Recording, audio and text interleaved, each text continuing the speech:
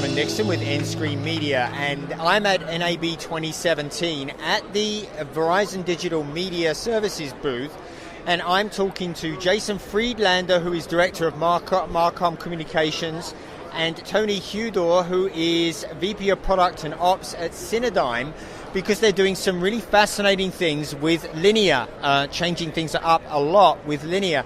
So, Tony, tell us about what you're doing with Dove Channel and virtual channels. What are you doing with virtual channels? Yeah, absolutely. So we've been using Verizon's uplink service for the last year. We recently launched a linear channel using their platform where we essentially take a catalog of VOD assets and create a linear experience, and it's programmed 24/7 and run on our channel. As an extension of that, we've seen great success with it. We've seen consumption is consistently one of our top 5 performing services on our channel. We're extending that to include a Dove Kids channel that we just announced this past week that we're looking to launch using uplink as well. So you're actually putting this channel together on the fly from a set of different assets, right? So it's like a playlist? It's essentially like a playlist. We import our film catalog and our television content into uplink. We essentially have all the VOD assets as building blocks. We're able to use their service to essentially construct a playlist or a timeline, including interstitials, house ads, and any other components that we want to stick in between each episode, and then we can program it at weeks, months in advance, and it just runs itself.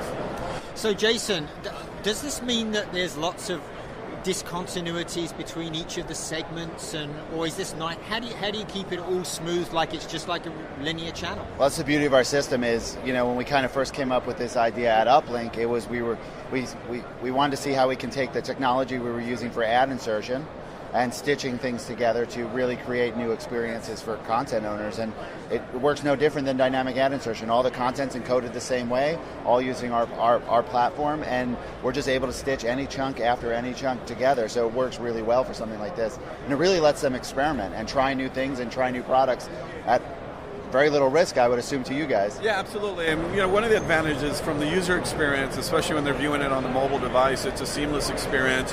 You don't get the buffering, you don't get the loading when you're loading an ad or a Barker ad or a house ad or anything else that we include in it. It's just seamless like a television experience, and it's allowed us to launch a channel relatively quickly, and as Jason said, with very little investment. Now, you're also doing some interesting things with ConTV, which is your solution for fandom. And there you're doing actual live broadcasting. How are you working with Verizon on ConTV? In that case, we will take an asset or a VOD title that we have in our catalog, and we'll stream it through our service. And in studio, we essentially have talent come in and speak or talk about the creation or the filming of the film, while the users are viewing both of the feeds at the same time.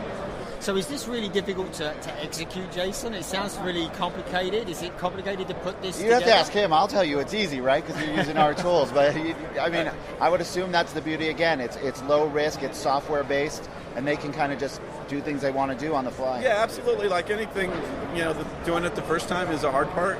Getting it up and running, figuring out the quirks and the idiosyncrasies of getting it to work.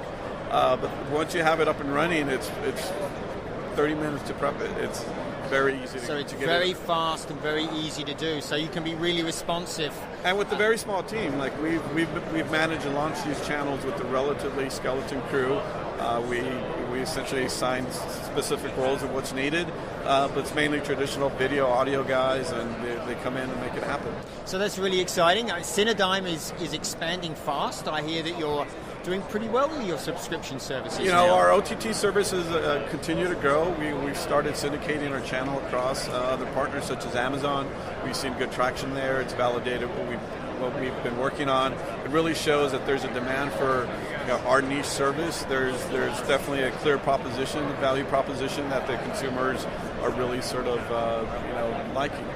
Jason, I love this approach. I love the niche approach. Are you seeing this growing a lot in the market? Yeah, and this is what we always talk about kind of when we get together is the personalization, the niche markets. They don't need millions of people to go watch the stream. I'm sure they'd love it, sure. But they don't need that to be profitable when we offer them tools that are easy to use, and their content's already encoded, right? Their content's already prepped and ready to go, so why not experiment try these new offerings, try these new things that can really start to either generate revenue if they ever do it ad supported, or in this case, more brand loyalty to the subscriber base that they want to publish to. So this is fantastic. I love the niche approach. This is what the web does best. Exactly. And it's great to hear that you're doing new innovative services together. Absolutely. So thanks, guys, and have a great show. Thank you. Thank you. Thank you. This has been Colin Dixon with Endscreen Media.